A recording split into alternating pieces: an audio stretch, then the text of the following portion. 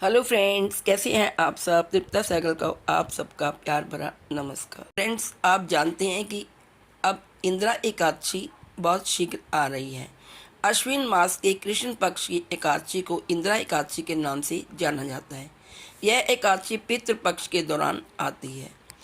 आजकल पितृ पक्ष चल रहा है और इन्हीं दिनों इंदिरा एकादशी आती है, इसलिए इसका महत्व और भी बढ़ जाता है। हिंदू धर्म में ऐसा लिखा गया है कि इस दिन व्रत करने से पितरों की आत्मा को मोक्ष की प्राप्ति होती है। इस एकादशी पर भगवान विष्णु के शालिग्राम स्वरूप की पूजा की जाती है। दोस्तों, इस वर्ष इंदिरा एकादशी 10 अक्टूबर यानी मंगलवार को रखी जाएगी। ऐसा माना जाता है कि इस एकादशी का व्रत करने से व्रत रखने वाले को स्वर्ग की प्राप्ति होती है और व्यक्ति जन्म मरण के बंधन से मुक्त हो जाता है। और साथ ही अगर उनके पितृ कहीं नरक भोग रहे होते हैं तो उन्हें स्वर्ग लोक की प्राप्ति होती है। इंदिरा एकादशी का व्रत के फलस्वरूप यदि किसी व्यक्ति के पितरों को नरक का दंड वे भोग रहे होते हैं तो इस व्रत के करने से उसके पितरों को स्वर्ग की प्राप्ति होती है। आइए अब जानते हैं इंदिरा एकादशी का शुभ मुहूर्त और पारण का समय। हिंदू पंचांग के अनुसार इंदिरा एकादशी की शुरुआत 9 अक्टूबर सोमवार को दोपहर 12:36 पर होगी और मंगलवार को 3:08 पर 10 अक्टूबर को ये समाप्त होगी। उदय तिथि के अनुसार इंदिरा एकादशी का व्रत 10 अक्टूबर को ही रखा जाएगा और इसका पारण अगले दिन 11 अक्टूबर को सुबह 6:09 से लेकर 8:39 के बीच होगा। ये अब जानते हैं दोस्तों कि इंदिरा एकादशी की पूजा कैसे करें। अन्य एकादशी की तरह भी इस व्रत का धार्मिक कर्म भी दशमी से शुरू हो जाता है। दशमी के दिन घर में पूजा पाठ करें और दोपहर में नदी में तर्पण की विधि करें।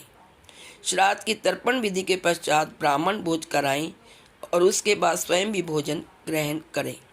याद रखें, दशमी पर सूर्यास्त के बाद भोजन ना करें। एकादशी के दिन प्रातःकाल उठकर व्रत का संकल्प लें और स्नान करें। एकादशी तिथि पर श्राद्ध करें और ब्राह्मणों को भोजन कराएं। इसके पश्चात गाय, कौवे और कुत्ते को भोजन खिलाएं। व्रत के अगले दिन यानी द्वादशी को पूजन के बाद ब्राह्मणों को भोजन कराएं और दान दक्षिणा दें।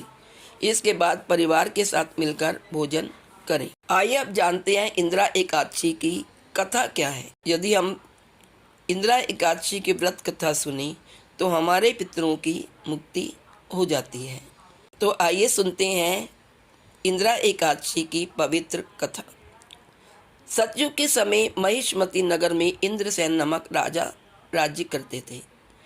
उनके माता पिता का स्वर्गवास हो चुका था, लेकिन एक दिन रात्रि में उन्हें स्वप्न में ये दिखाई दिया कि उनके माता पिता नरक में रह रहे हैं और उनको अपार कष्ट दिए जा रहे हैं।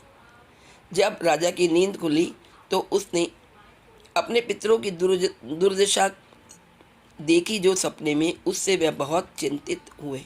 उन्होंने सोचा कि किसी प्रकार पितरों को यम यातना से मुक्त किया जाए। इस बात को लेकर उन्होंने विद्वान ब्राह्मणों और मंत्रियों को बुलाकर स्वप्न की बात बताई।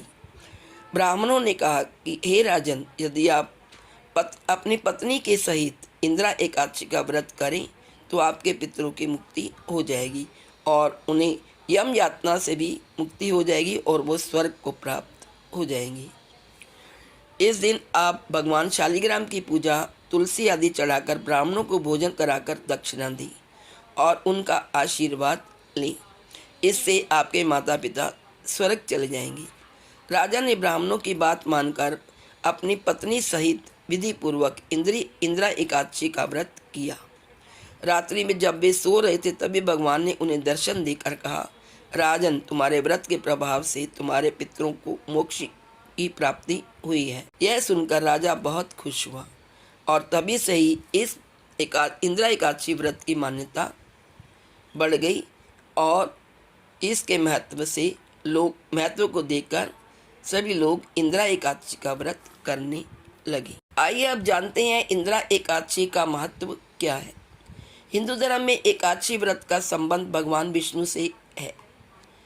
ऐसा माना जाता है कि इंदिरा एकादशी का व्रत रखने वाले व्यक्ति को मृत्यु के बाद वैकुंठ धाम में स्थान मिलता है। इसके साथ ही साथ पितरों को भी मुक्ति मिलती है। पुराणों के अनुसार एकमात्र इंदिरा एकादशी का व्रत रखने से व्यक्ति को सदियों की तपस्या, कन्यादान, अन्य पुण्यों के बराबर फल मिलता है।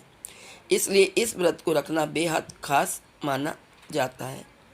इस व्रत के बारे में यह भी मान्यता है कि इस व्रत को रखने वाले व्यक्ति के पितरों को नरक लोक से मुक्ति मिलती है और वो मोक्ष प्राप्त कर हमेशा के लिए स्वर्ग लोक की तरफ चले जाती हैं। तो दोस्तों, ये थी संपूर्ण जानकारी इंदिरा एकादशी के व्रत की। आप सबको मेरी तरफ से इंदिरा एकादशी की हार्दिक शुभकामनाएं। Please like, share and subscribe. Thank you.